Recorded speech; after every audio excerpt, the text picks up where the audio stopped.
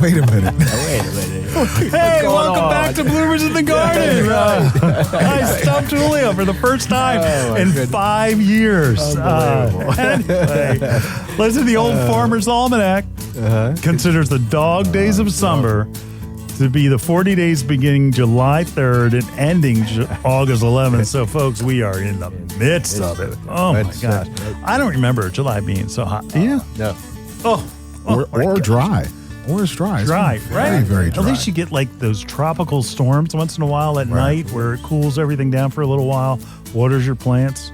It hasn't happened. So do you think that the actual Farmer's Almanac is accurate across the board? I think it is a historical data on farming and agriculture. Okay.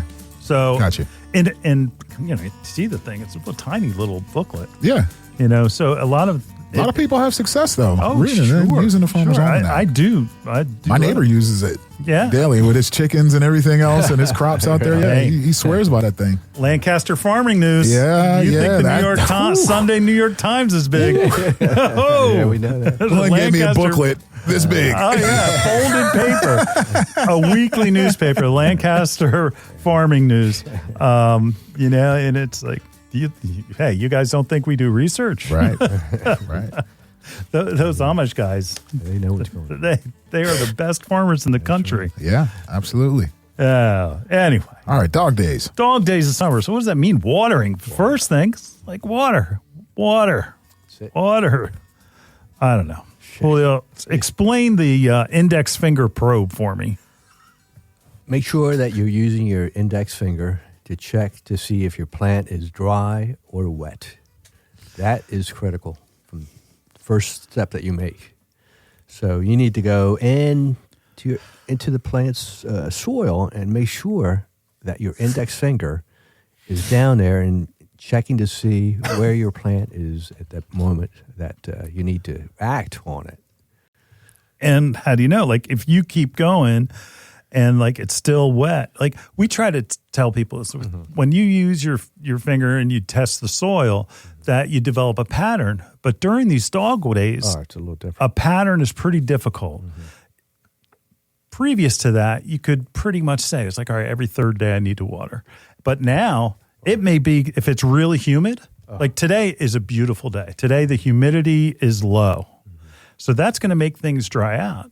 But when the humidity is high, your watering may last another day and may last another day. So again, you got to keep check on your containers and your hanging baskets for sure, because the humidity is going to play a part on how fast that the moisture is lost through the leaves of your plant. That's the thing. Newly planted landscape plants. So I planted these in March. Do I still have to water them? Sure. I planted them yesterday. Do I still have to water them? Sure. Doesn't matter. When you planted them, you're still going to have to water them. Plants take a full year, landscape plants, and we're talking about trees and shrubs and roses, anything that is a woody stemmed plant, even perennials, of course. Perennials I almost chalk up there with annuals, that on how to care for them. Don't trust your irrigation system. It's a mistake. It's a false sense of security that, I've got to... Horticultural sparring. Customer comes in, says, my plant doesn't look good. Did you water it? I have a sprinkler system. It's like, well, that solved your problems? No, that probably contributed to them because you're watering for 10 minutes a zone, and your sprinkler guy, who has never grown a plant in his life, is telling you that that's what it needs. And the reality is that's maybe set for a lawn. Not really, but that's another show. The reality is you can't rely on that sprinkler system. Yeah. You've got to go out and check. And again, your index finger probe, every time, put that finger in the ground, and you have to determine whether it, at that moment, and especially during these dog days of summer, it's only 40 days, you know? That's it. Noah was in the ark that long. Right? That's worth fun about that. Anyway, so it takes a year for your plants, your newly planted landscape plants to become established. So you've got to keep an eye to see if your sprinkler system is actually watering or just getting them wet. You need to do supplemental watering with a hose. Don't mess around, okay? How about your houseplants, Julio? You got to keep an eye on those too. Yeah? Yeah. Things change inside the house with humidity levels. Yeah, and it's dry. The same kind of thing. Yep. Eric, if you're running your air conditioning 24/7, it is drying out that house so it feels cooler. Mm-hmm. So you got to keep on top of watering. And, all the time in the winter, it's like, don't fertilize.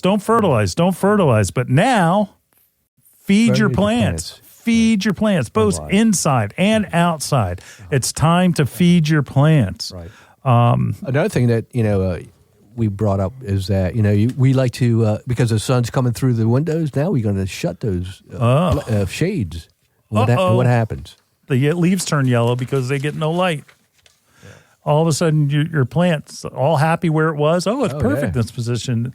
And we often get customers that come in and say, oh, my plant doesn't seem to be doing good. Yeah. And they forget. It's like, all right, I closed my blackout blinds so that my house would be cooler.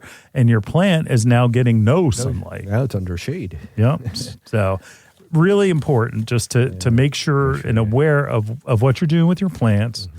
But make sure you're checking them before you water, because overwatering during the dog days is a definite possibility because you're just blindly adding water. And then all of a sudden your plant can't come back from that because your plant is actually drowning and is not getting oxygen around the root system. You have to let that function to where it dries out a little bit, and then you water. Let it dry out a little bit, then you water, and not the other way around. Not, I'm going to keep it wet. Right. It's moist, but not wet. Right. Moist, but not wet. Wet is bad. Yeah. Wet is bad. I like to plant that. You get to finally feed your houseplants. Yeah. This is where they're going to take on some growth. They may drop some leaves because the new growth is replacing old growth, but also bugs. What's bugging you? This is the time. Yeah. Everything. Insects and diseases occur now on your plants outdoors and even inside. How do plants get disease or get insects inside? Mm-hmm. And it happens where there could be, if you introduce a new plant inside a new house plant, there could be aphids that are as an egg form on the plant that look clean, looks good. You bought it from someplace that's reputable, but hey, greenhouses are open, right. And that, insects will lay eggs, and that's how, they're basically trying to conquer the world. It's Pinky in the Brain, right? Anybody? Pinky in the Brain? No Pinky in the Brain? Aaron says yes. Yes. You need to find me that, Sam. It's like where the brain. It's like we're going to do the same thing we do every night to how to conquer the world. We're going to take over the world. That's it. Sure. I love Pinky in the Brain. Anyway, the fact that the insects are they're breeding like crazy right now. It's what they do. Yeah. And it's the circle of life. Mm-hmm. No Lion King. Okay. Mm-hmm. So get on your insect control right away. They breed when it's hotter. We're going to talk about in a couple of weeks. We're going to talk about insects, mites, and that how when it's hotter they breed like crazy, and that's what insects like aphids and mites and things have going for them, that they can breed faster than we can control them. So it's not just one spray and done. Always think of it as if I'm spraying it once, I have to do it 3 times, about 7 to 10 days apart. And then that way I will kill all the generations. You want total destruction of the insect and the disease. And the only way of doing that is making sure that you're applying that control product more than once, because there are rarely things that are one and done. Or else they take it away from you like imidacloprid. Yeah. But that's another show. Anyway, again, you have eggs, then you have nymphs, which are basically baby insects.